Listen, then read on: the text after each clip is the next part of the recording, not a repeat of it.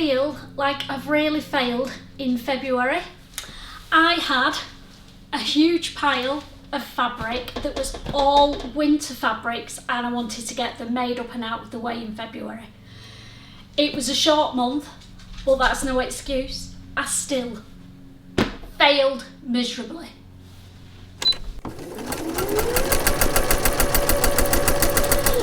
Hi there, I'm Christine, the not so happy Gemini stitcher today, because I've got a huge pile of winter fabrics still, and I was meant to have gotten rid of all this by March so I could start doing all my happy spring and summer sewing. I did get some of it done, but I didn't even get 50% done. So let's have a look at what I did do and what I didn't. Now, I set myself a really tall target and task in February. There's only 28 days in it, and the last week of February I was on holiday in Cape Verde.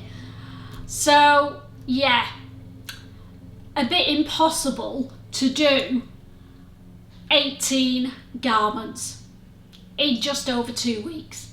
It was never going to happen, so why on earth did I think that I was Wonder Woman on a sewing machine and that I could get it done? A lot of you did comment and say, you know, it was virtually impossible, and I agree, it was. But I tried. So I made up the green cord. The next one on the list was this fleece. Absolutely love this. Obviously it's still a piece of fabric, so I didn't make it up, but I do still want to make this as a fleece. It's a lightweight fleece for the spring and summer. I want to make a little zip up bomber style jacket, so that is going to stay in my spring and summer makes. That's okay, but that's one make, one fail so far. The next thing on my list was some stretchy denims, and I wanted to make two pairs of the very intricate and detailed hussard jeans or pants by Maison Veuve, and I've not done them, but I'm okay. I've still got the denim and I've still got the green denim, and they will definitely get worn in spring and probably summer in the UK, let's be honest. So I'm going to keep those out for spring makes. So that's one win and 3 fails. Next on my list were a few pairs of the Olo pants, my favourite lounge pants, and I made these. I actually ended up making 4 pairs of these, so that's another win.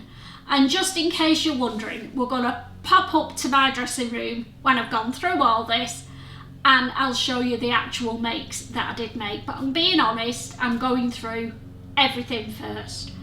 So that's 2 wins, 2 fails.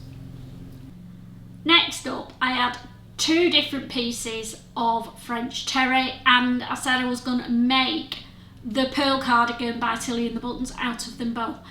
I made one, but not the pearl, and I didn't make the other. So I made up the pickle green, and I've still not made this one up. So this may well be a pearl for the spring, even if it's got snowflakes on. Only I know they're snowflakes.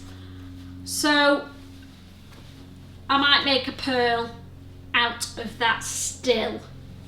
So I'm okay. I haven't got any so far, even though I've not made them all, I've not got any that are going to get shoved away till next winter. There's still potential makes for the spring and summer. That's what I'm telling myself anyway.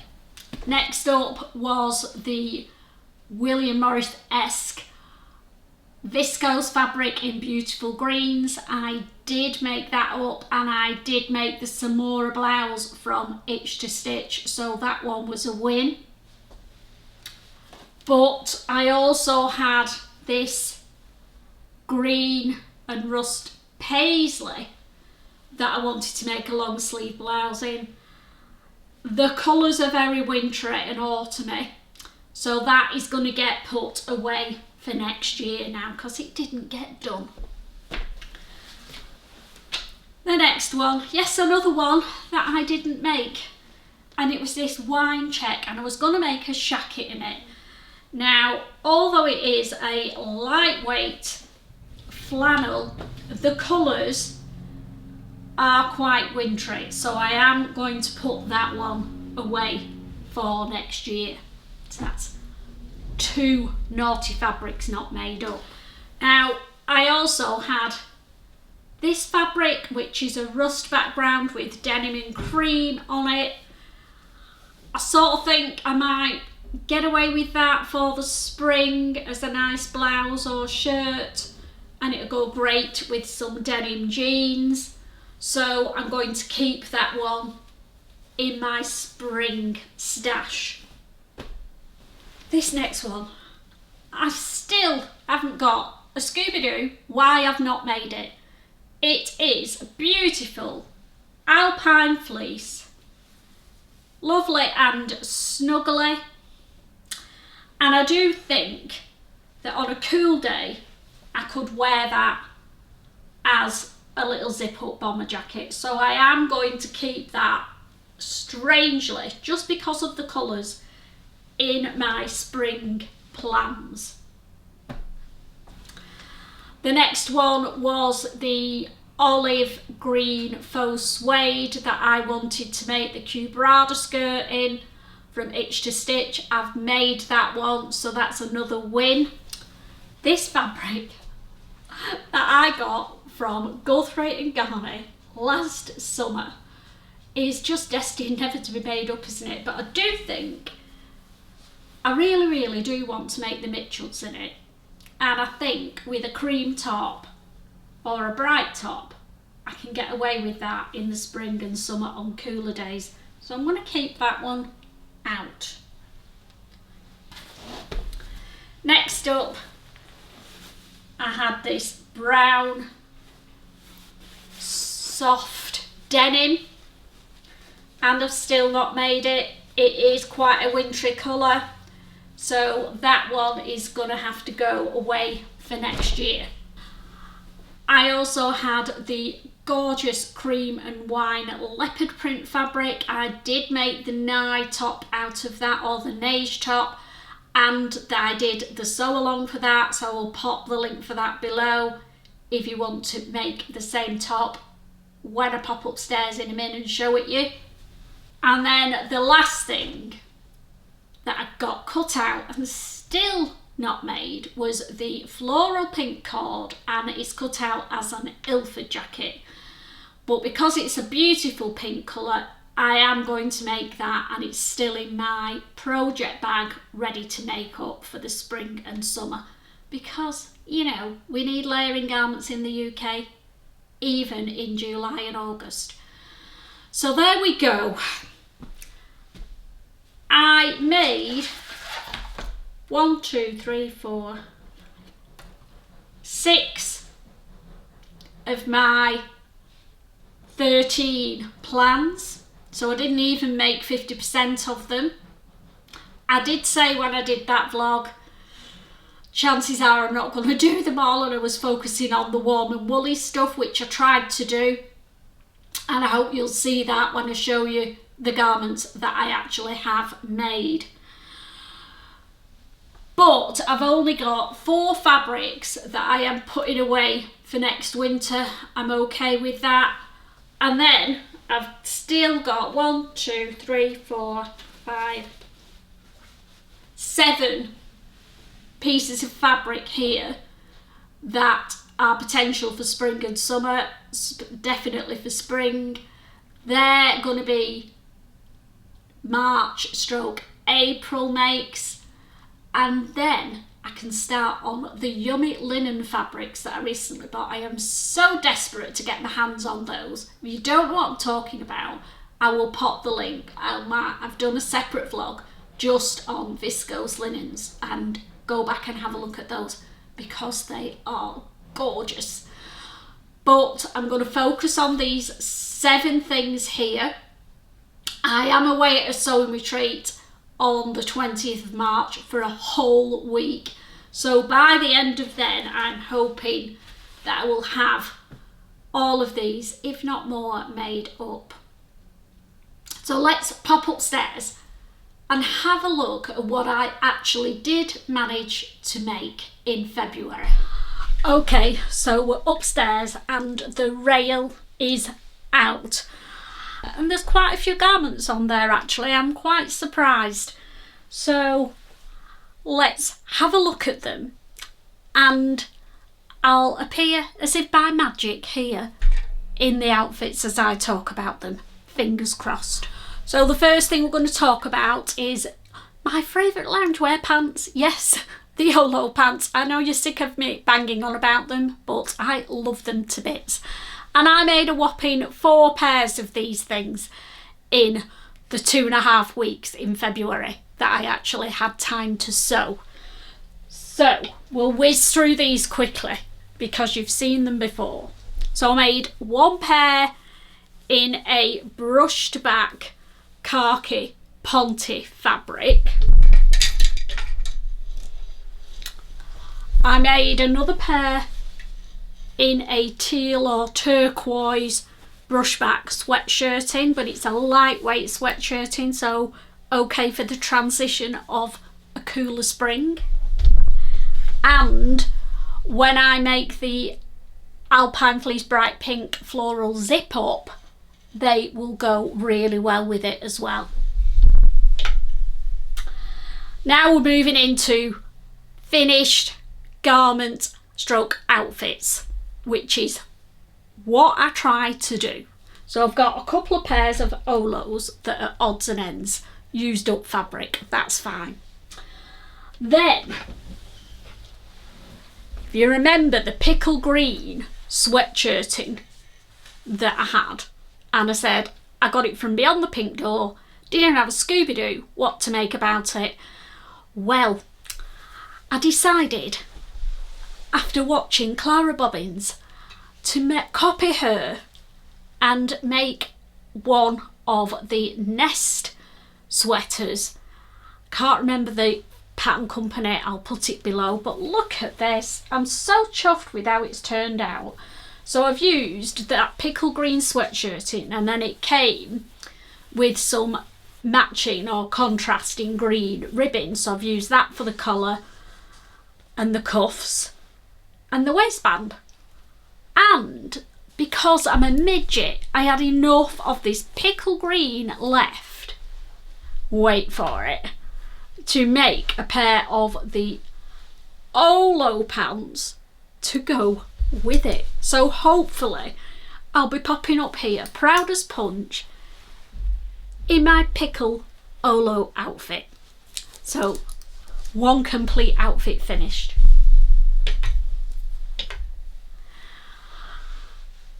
The next one is the last pair of Olo pants that I made in the aubergine or plum ponte fabric that I got from Little Legs Fabrics, and I matched that up with the neige sweatshirt that I've done the sew along for, so those two go together rather nicely. And again, I'll pop up here feeling quite pleased with myself, and doubly pleased I wore this to travel to Cape Verde on the flight in. And as I was, not prancing up the steps at my age, staggering up the stairs to the aircraft, one of the lovely air hostesses said, "Oh, I love your outfit. Where have you got that from?" Winner, winner. A stunning, glamorous air hostess would wear this, so I'm happy with that. So I have if you've watched my vintage outfit vlog, I'll pop it below if you haven't, because I made the cubrada skirt from itch to stitch in that beautiful faux suede fabric that I had. Absolutely love this skirt. It is very wintry, so it's probably going to go away over the next few weeks for next winter, but it's definitely one that will stay in my wardrobe for a long time. It is beautiful. Really pleased with that one. And then, excuse that it's all creased up, I've just pulled it out of a suitcase.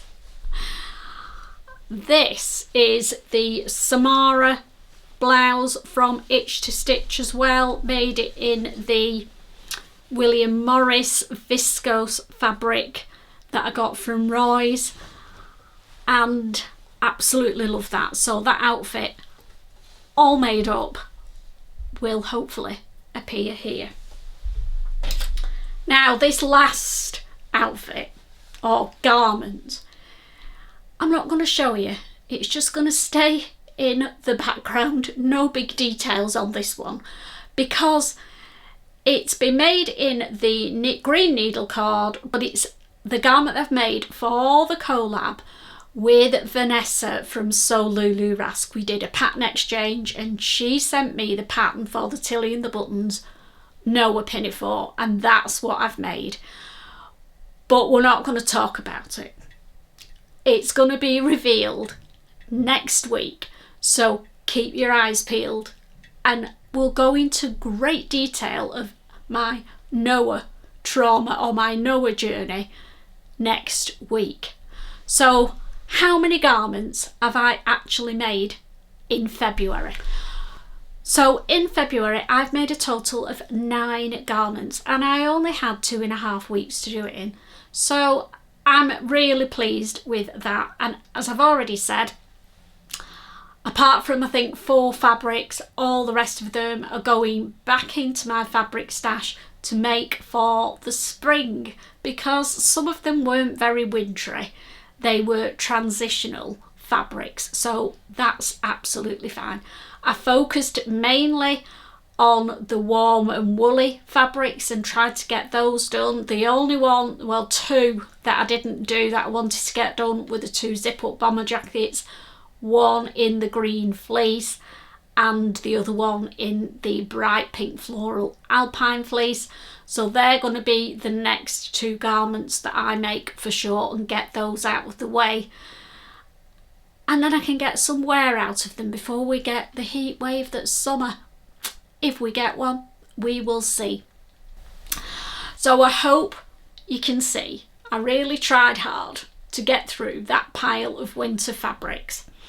I'm not going to beat myself up about it because it was a tall order. There was no way I was ever going to make all those garments, never.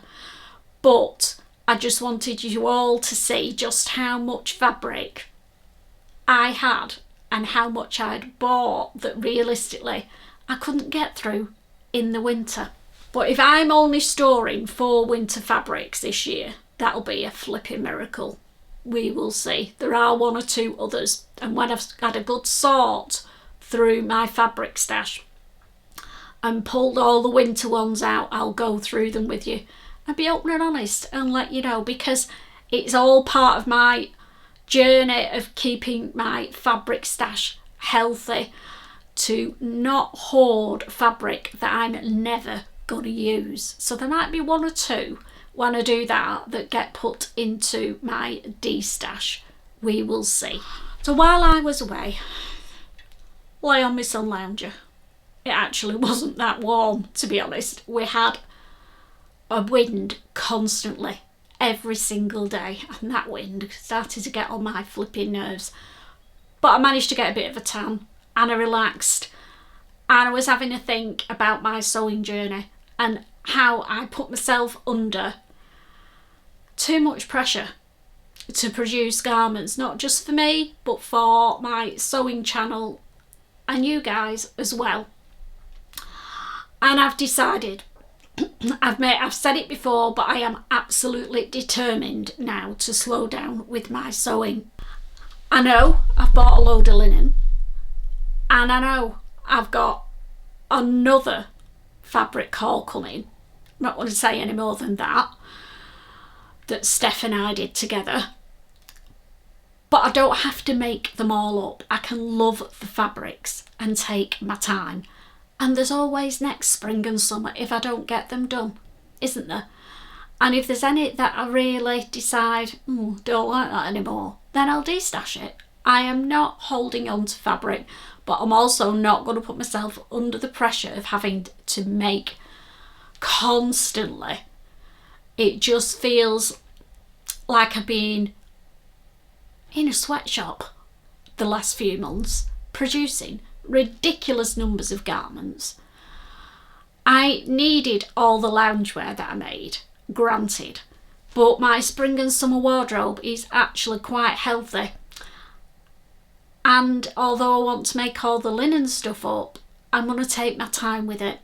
So I think going forward, I'll probably only make one garment a week, if that. And even if it's a simple garment, that's it, it's done. And then I can move on to other things. I've got my embroidery that I want to get on with. I've got my patchwork kit that's arrived, and the quilting kit. I want to get on with that. The Love from Beth one, I'll put the image here. And that is going to be a challenge and a half for me as a beginner. A few people did comment and said that they thought it was too difficult for me, but I am going to take my time. I did a couple of the blocks and made a mess of them, I'll be honest. They got better, and I was stupid and I cut into the nice fabrics that they sent me, because they sent me loads.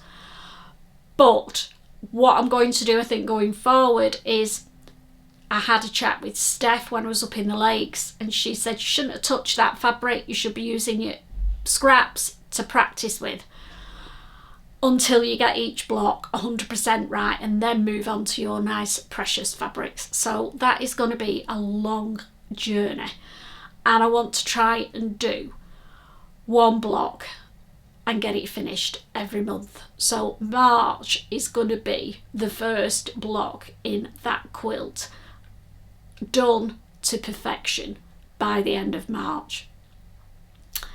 So yeah, lots to do. I've also made a start on my Tree of Life embroidery. If you don't know what I'm talking about, I'll put an image of the spring one that I've done here. I've made a start, started cutting out. I've started to cut out the summer one, and I'm going to be taking that tomorrow on my embroidery retreat. But they also give you patterns to do, and they're all sweet pea patterns this time, and I love every one of them. So whether I'll get any of the Tree of Life actually done, I don't know. I'm going to try and record, but you know what I'm like, and hopefully there'll be a decent vlog for you to follow my journey through my embroidery retreat. I didn't record that much last time. I did interview the two organisers, but I think this time it's going to be more of a standard come away with me kind of vlog. So if that takes your interest, if you're curious about embroidery retreats, if you're curious about what all the hype, what all the hoo-ha is about having an embroidery machine, and you want to dip your toe in the water, it might give you an idea of what you can do, because I'm going to go round the room and talk to everybody and see what they're doing this time, if they'll let me.